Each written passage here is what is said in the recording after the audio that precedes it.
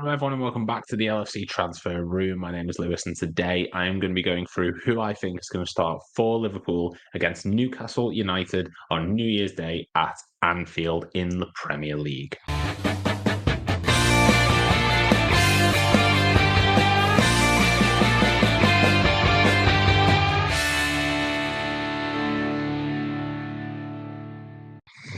Now, there's a lot of things to take into consideration with this. The club, Newcastle, at the moment, they're really going through a difficult time. They've just lost to Nottingham Forest. Chris Wood got a hat-trick against them.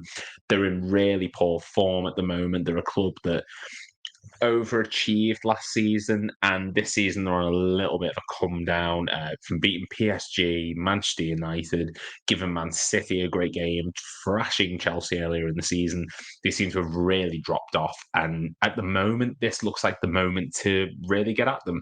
And that's why we need to be worried. That's why we need to be concerned, because these are the games notoriously for Liverpool that when we really should be getting at them and putting them to the sword, we struggle. So with that in mind, that's playing in mind part in my mind selection for who's going to start against the club. On top of that as well, we've also got to consider that Mo Salah is going to be going to AFCON after this game. Endo is going to be leaving with the Japanese national team after this game. There's players coming back from injury, players who are currently injured, and a lot of other variables. So we'll just get into it. Goalkeeper is going to be Allister. There's not much to say. We spoke about it. Best keeper in the world, etc., etc. Obviously going to start. Left back. Now, Robertson's out for another month. Sims is out for a good while. I personally think it's going to be Joe Gomez. I don't think Luke Chambers is quite ready, maybe against a smaller down team. We're going to see him probably feature in like the Fulham games and the Carabao Cup, possibly, maybe even Arsenal in the FA Cup. Gomez is going to start in this match. He's been too good at left back since Simicast's injury, or when he came on for Simicast in that Arsenal match, he looked really, really good. There's not many options there. Scanlon's not ready. Luke Chambers is bordering on ready, but Joe Gomez is the set one now. There's no one else really to go there. Centre back is going to be Van Dijk, and then next to him is going to be Konate. Kwanzaa, he looked really, really good when he played against West Ham. But Newcastle, despite all the difficulties, despite everything going on, it's a different kettle of fish. And I just think that Van Dijk, Konate is the set partnership for this match. It's the way it should be. Can't really see much else going on with that. I just think that's the way it's going to be. Best partnership at the moment. So, yeah. And right back is going to be Trent Alexander-Arnold. Again, not much to say. It's difficult when these players, the ones that are the set players, like Alisson, Van Dijk, Trent, there's not much else to say that hasn't already been said.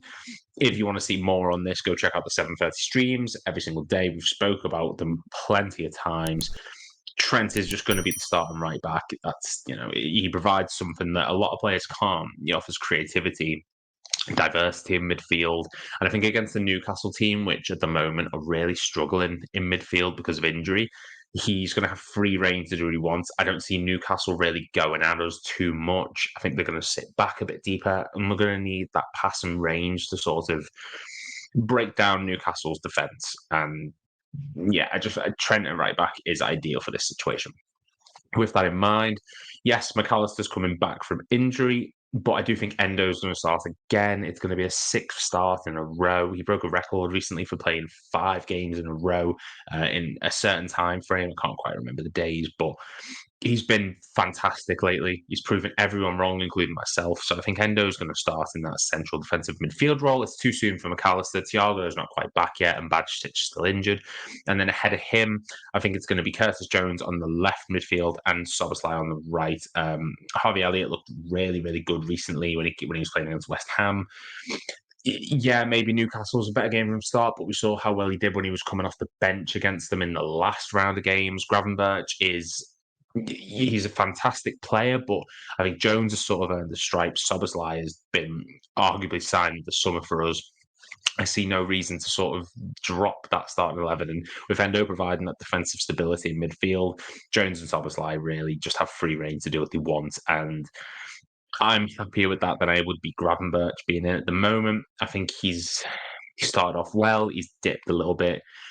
Having them two in that midfield role gives us a bit more bit more options, I think, going forward. They're a bit more versatile. Szoboszlai can go out on the wing. Jones can drop back defensively with his tenacity and energy that he puts in to support Endo against the Newcastle team, who, while I predict them to sort of sit back, they do have the ability to get forward. Joel Linton, we've seen what a physical presence he is in midfield. They still have players like Alexander Isak, Anthony Gordon still in there. So Jones is going to need to come back and help defend. And I think he does that a bit better than Gravenberch.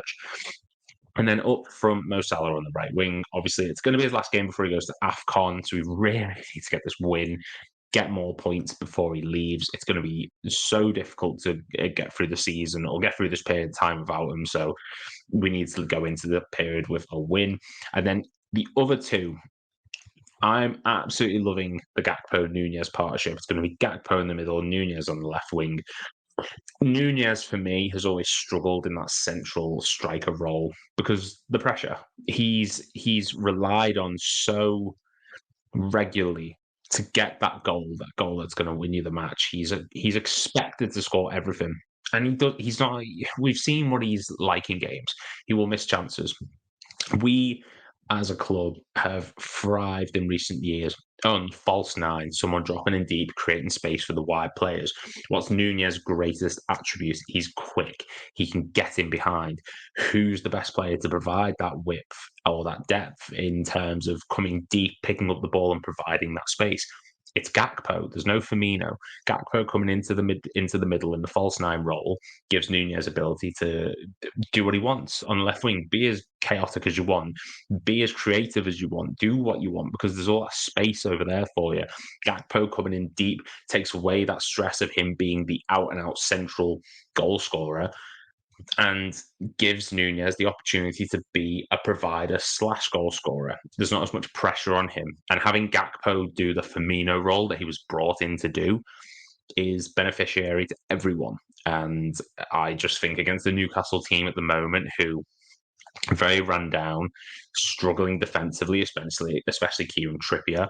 Having someone like Nunez who has free reign to do what he wants on that left-hand side, which Diaz is really struggling with at the moment because of A, injury, and B, just the system not suiting him.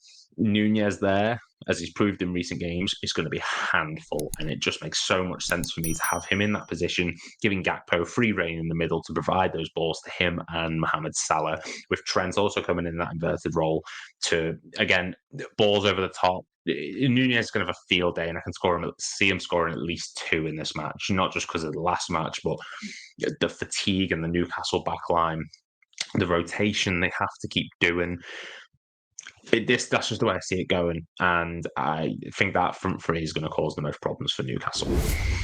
So that's my starting 11. Alisson, Joe Gomez, Virgil van Dijk, Ibrahim Konate, Trent, midfield, Endo, Szoboszlai, Curtis Jones, and then up front, Mohamed Salah, Gakpo, and Nunez. Score predictions for this one. As much as I'd like to think it's going to be a walk, I do think we're going to get a good number of goals, but it's going to be a struggle. I'm predicting 3-2. Newcastle are one of those teams that, yes, the injuries are against them.